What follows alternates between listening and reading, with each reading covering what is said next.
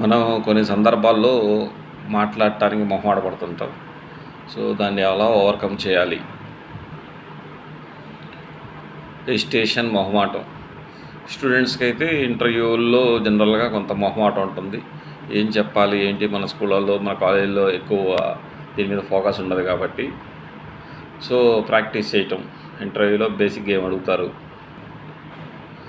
జనరల్‌గా అడిగే ఎక్స్‌పెక్టెడ్ క్వెషన్స్‌కి మనం ప్రిపేర్డ్ ఉండాలి.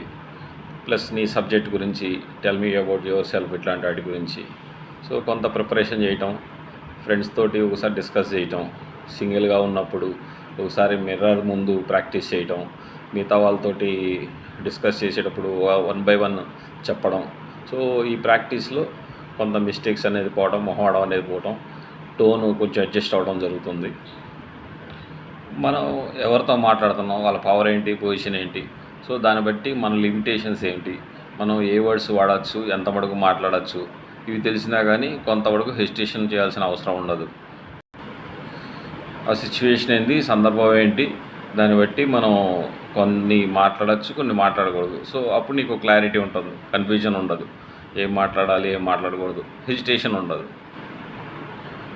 కొంతమంది నువ్వు వీక్గా ఉన్నావంటే నీ వీక్నెస్ నువ్వు ఇంకా వీక్ అని చెప్పడానికి వాళ్ళు కావాలని కన్ఫ్యూజ్ చేస్తుంటారు. సో నువ్వు క్లారిటీ, కాన్ఫిడెంట్, ప్రిపరేషన్ కరెక్ట్గా లేకపోతే, నీ గురించి నువ్వేం చెప్తున్నావు అనేది క్లారిటీ లేకపోతే, అవతల ఉద్దేశం క్లారిటీ లేకపోతే, మళ్ళీ నువ్వు కూడా హెసిటేట్ అవ్వాల్సి వస్తుంది.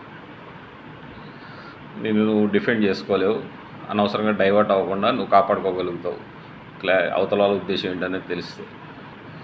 ఒక్కోసారి రిజల్ట్ ఏమవుతుందనే టెన్షన్లో హెసిటేషన్ ఉంటుంది. సో మన ప్రిపరేషన్ కరెక్ట్గా ఉందా లేదా, అవుట్కమ్ ఏమై ఉండొచ్చు, మరీ నెగిటివ్ అయితే డ్రాప్ అవ్వటం, లేదు పాజిబిలిటీ ఉంది, మనకు కావాల్సిన రిజల్ట్ వచ్చే అవకాశం ఉందంటే చిన్నగా మాట్లాడి చూడటం, సిచ్యువేషన్ బట్టి కంటిన్యూ చేయటం, లేదంటే వేరే టాపిక్ ఆపేయడం, అట్లా చేయాలి. ఇట్లాంటి ఫిల్లర్ వర్డ్స్ వాడకుండా అవసరమైతే కొంచెం గ్యాప్ తీసుకోవటం, 2 to 5 seconds గ్యాప్ తీసుకోవటం, మళ్ళీ ఎమ్మటే ఫోకస్ చేసుకోవడం, మనం ఏం మాట్లాడాలి, ఏం టాపిక్, సిచ్యువేషన్, సందర్భం. అవసరమైతే సైలెంట్గా ఉంటాం, నెక్స్ట్ టైం డిస్కస్ చేద్దాం అని చెప్పి పోస్ట్పోన్ చేయడం, టైం తీసుకోవటం. మనం స్టోరీస్ చదువుతున్నా, బయటకు చదువుతున్నా మనకు కొంత టోన్ అనేది ఫ్లెక్సిబిలిటీ పెరుగుతుంది. సో ఇంకా చాలా టెక్నిక్స్ ఉన్నాయి. ఇంతవరకు thank you for watching. Do like, share, subscribe and comment. Watch my other shorts and new videos. Thank you all.